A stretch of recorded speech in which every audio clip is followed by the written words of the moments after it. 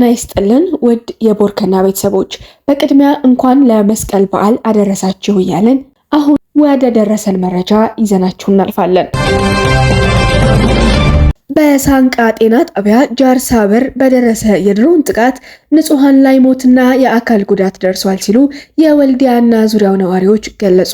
ውጫሌ ላይ የባንክ ስራ አስኪያጁ በታጣቂዎች ተገድለዋል ተብሏል። በአማራ ክልል ሰሜን ወሎ ዞን ወልዲያ ከተማ መግቢያ ጃርሳ በር ተብሎ በሚጠራው ቦታና በጎባ ላፍቶ ወረዳ ሳንቃ ከተማ በጤና ጣቢያ ላይ ዛሬ ደረሰ በተባለ የድሮን ጥቃት ንጹሃን ላይ ሞትና የአካል ጉዳት ደርሶባቸዋል ሲሉ ነዋሪዎችና የአይን እማኞች ለቦርከና ተናግረዋል። አንድ የጎባ ላፍቶ ወረዳ የሳንቃ ከተማ ነዋሪ ሳንቃ ጤና ጣቢያ ላይ የድሮን ጥቃት ደርሷል፣ ንጹሃን ተጎድተዋል፣ የሞተም የቆሰለም አለ ብለዋል። ሳንቃ ጤና ጣቢያ ላይ የድሮን ጥቃቱ የደረሰው ዛሬ ረፋድ ነው ሲሉም ገልጸዋል። በጥቃቱ ከ4 በላይ ቆስለዋል የሚሉት የቦርከና ታማኝ ምንጭ በአካባቢው ከድሮን ጥቃቱ ውጭ ዛሬ ተኩስ ባይኖርም የተሽከርካሪ እንቅስቃሴ የለም። ሳንቃ ላይ የፋኖ ታጣቂዎች አልፎ አልፎ አሉ።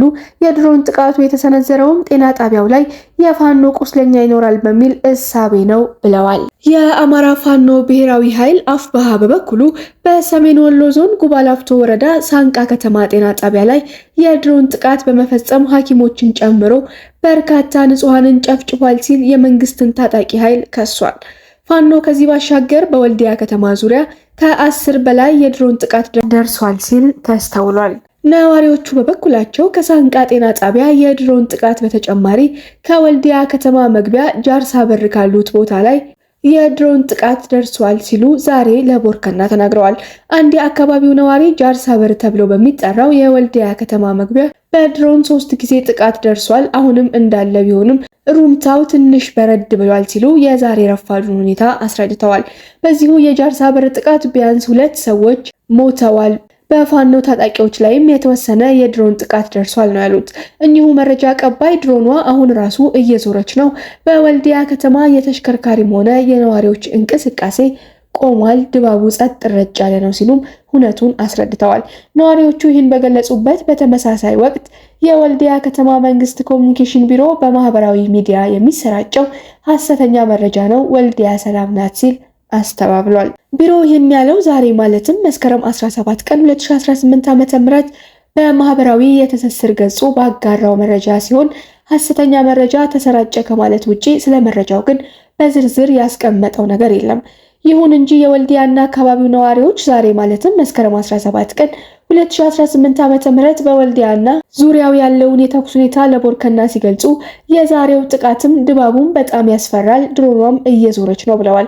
አንዲት የቦርከና የመረጃ ምንጭ ደግሞ ሳንቃና ወልዲያ ከተሞች ምንም አይነት የተሽከርካሪና የገበያ እንቅስቃሴ የለም ሲሉ ተናግረዋል።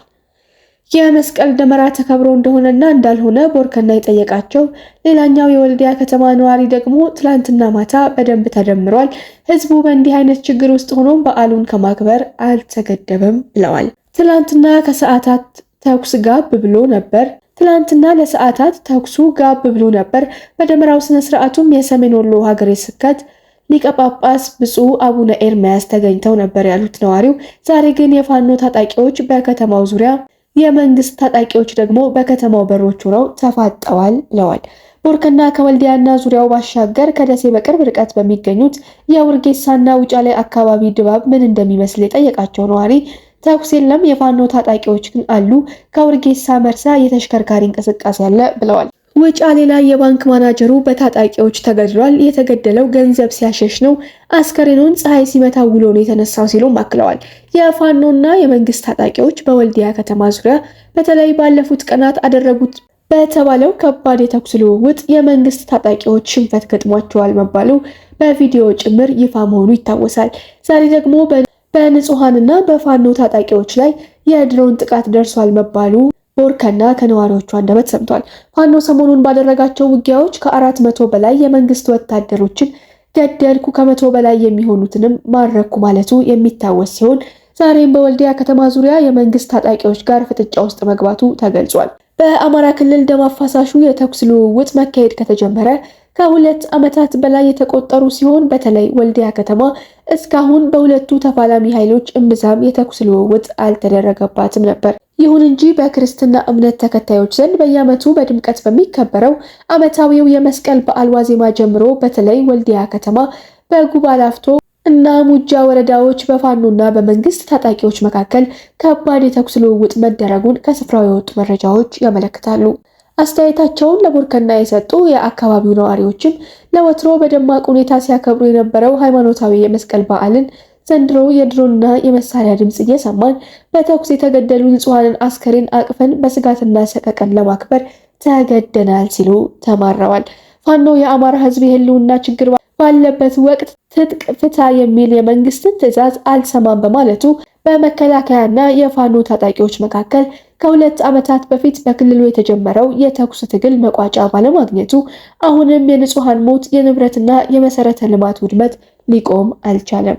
ችግሩ በውይይት ባለመፈታቱ በአማራ ክልል በሚስተዋለው ጦርነት የኢትዮጵያ የአብራክ ክፋይ በሆኑ የፋኖ ታጣቂዎችና ሚሊሻዎች መንግስት ለዚሁ ትግል አድማ ብተና በሚል ያዘጋጃቸው ዜጎች እንዲሁም የሀገርን ዳር ድንበር አስጠባቂው የመከላከያ ሰራዊት የእርስ በርሳቸው መገዳደላቸውና እንደ የውጭ ጠላት አንዱ አንዱን ማረኩ፣ ገደልኩ መባባላቸው እንደቀጠለ ነው።